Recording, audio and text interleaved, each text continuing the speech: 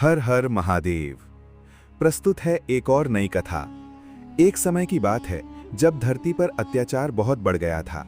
जंगल सूख रहे थे, नदियां अपना रास्ता बदल रही थीं और लोगों के मन से दया और धर्म समाप्त होता जा रहा था।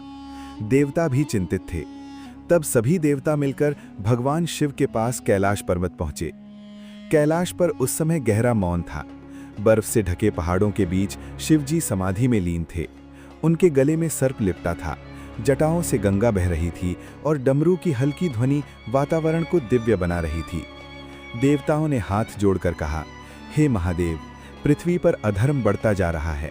मनुष्यों के हृदय से प्रेम और करुणा समाप्त हो रही है। कृपया कोई उपाय बताइए। शिवजी ने धीरे धीरे अपनी आंखें खोली।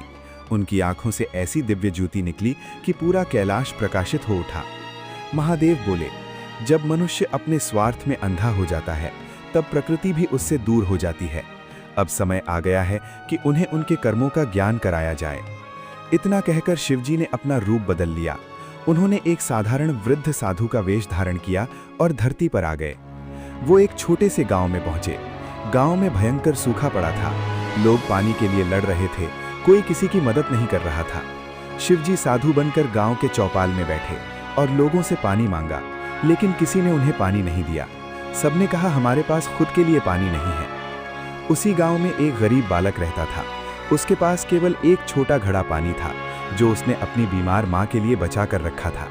जब उसने उस वृद्ध साधु को प्यासा देखा तो तुरंत अपना घड़ा उनके सामने रख दिया। बालक बोला, बाबा, मेरी मां ने सिखाया है कि प्यासे को पानी पिलाना सबसे बड़ा धर्म है। शिवजी मुस्कुराए। उन्होंने पानी पिया और बोले, बेटा, तूने अपना सब कुछ देकर भी दया नहीं छोड़ी। यही सच्चा धर्म है। अचानक आसमान में बादल गरजने लगे। तेज वर्षा शुरू हो गई। सूखी धरती हरी भरी हो उठी। गांव वाले आश्चर्यचकित रह गए। तभी वो वृद्ध साधु अपने असली रूप में प्रकट हुए। सामने स्वयं भगवान शिव खड़े थे।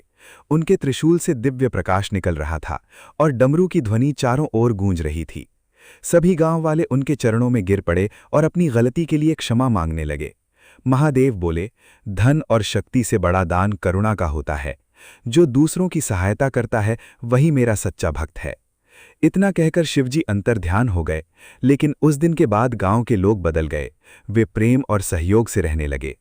कहते हैं, जहां दया और सच्चाई होती है वहां स्वयं शिवजी का वास होता है। कथा पसंद आए तो लाइक, शेयर, सब्सक्राइब कर दो। धन्यवाद। हर हर महादेव।